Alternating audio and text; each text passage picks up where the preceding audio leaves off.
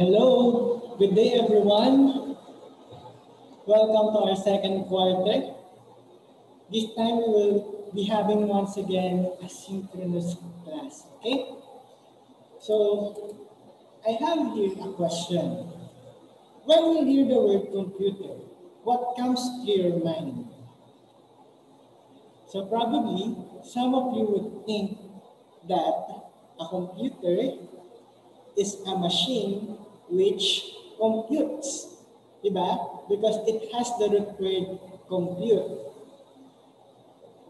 So there might be some idea pa that comes into your mind, but before we discuss those thoughts, allow me to read to you our objectives for today's class.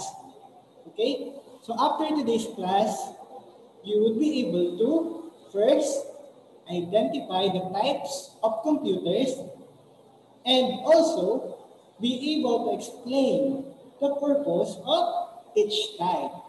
All right.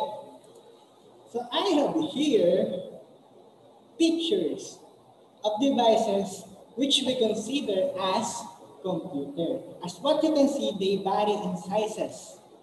May malaki, may medyo malaki, at meron maliit. Okay? Today, our topic would be about those computers. Okay? It is entitled Computers Big and Small.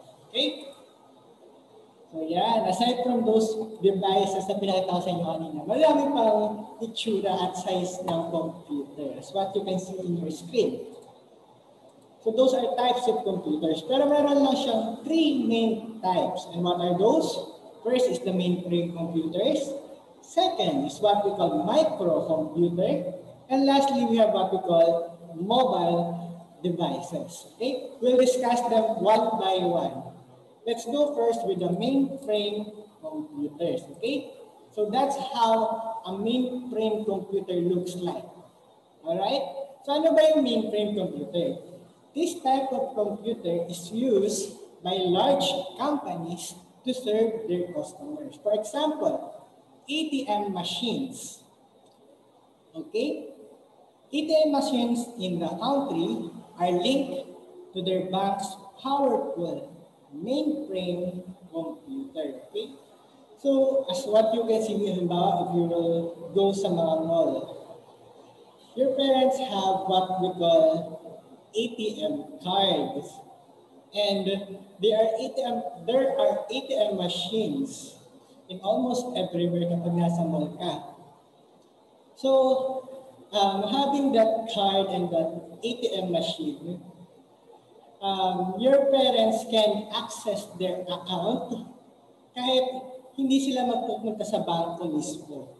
With just that card and that ATM machine, they can access their account because that ATM machine is connected to the mainframe computer of the bank.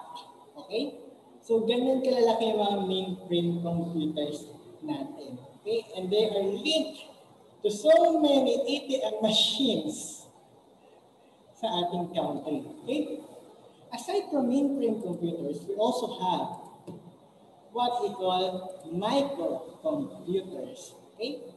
This is the most common type of computer. As what we have discussed last time, ito yung tinatawag natin na desktop computer.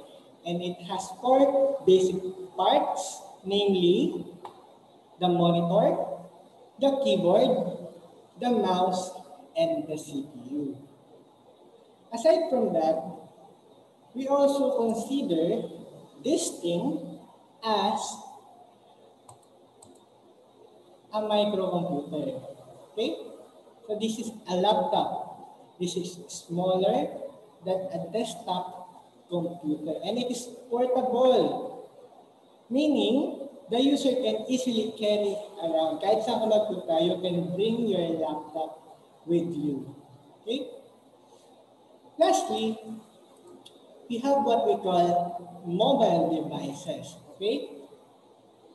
So, mobile devices are very small computers that can fit in your pocket. So, kung portable yung laptop natin, Mas portable itong computer devices. Why? Because you can easily put them in your pocket. Okay? Usually yung mga laptops, you cannot bring them sa mga malls kapag wala silang bag. Unlike these mobile devices, na kahit wala kang bag, basta may bulsa yung suot ng shorts o kaya pantalon, you can bring them with you. Okay?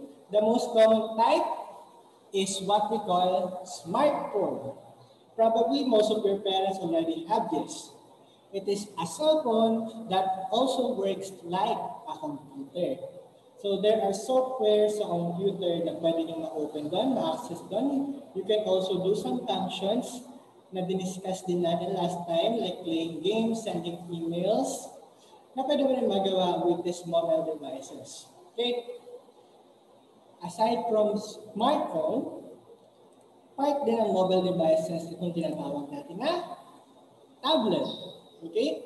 A tablet is also a mobile device that works using a touch screen rather than a keyboard. So rather than typing on a keyboard, a tablet is touch screen, meaning you can touch the screen, press any letter that you like, any key, and you can open it easily. Okay? You can use digital pens with some tablets. You know what? In some schools, kapag dating nila ng college, ito na yung ginagawa nilang notebook. Okay? Dito na sila nag-take down ng notes, and also, dyan na rin sila gumagawa ng ibang activities related sa school nila. That's how useful a tablet is. Okay? So did you understand those types of computers? Okay? Again, we have what we call mainframe computers, microcomputers, and mobile devices. So to sum it all, you must remember that there are different kinds of computers. They come in various sizes. May maliit, may medyo maliit, at may malaki. They're small to the biggest. They come in various sizes, from big supercomputers to smartphones, but they all exist for one purpose, and that is to make our lives easier and more convenient. Okay? So we are so blessed that we have already these technologies, because probably your mga lolas and lolas did not have these things nung panahon nila. So mas convenient at mas madali yung buhay natin because of these devices. Okay? I hope you remember those things. Now, let's proceed for our activity. I want you to get your notebook and do this activity there. Alright? So this is what you're going to do. In your notebook, order the following devices from the smallest to biggest using numbers 1 to 5. Okay? So I want you to copy these things in your notebook and then write your answer. You're going to order it from 1 to 5, where 1 is the smallest and 5 is the biggest. Okay?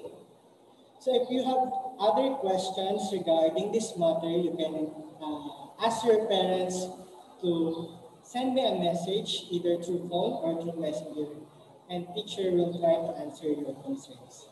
Alright? So I hope you have learned something essential from today's lesson. That will be all for now. Thank you so much for listening, and I hope to see you in our next class.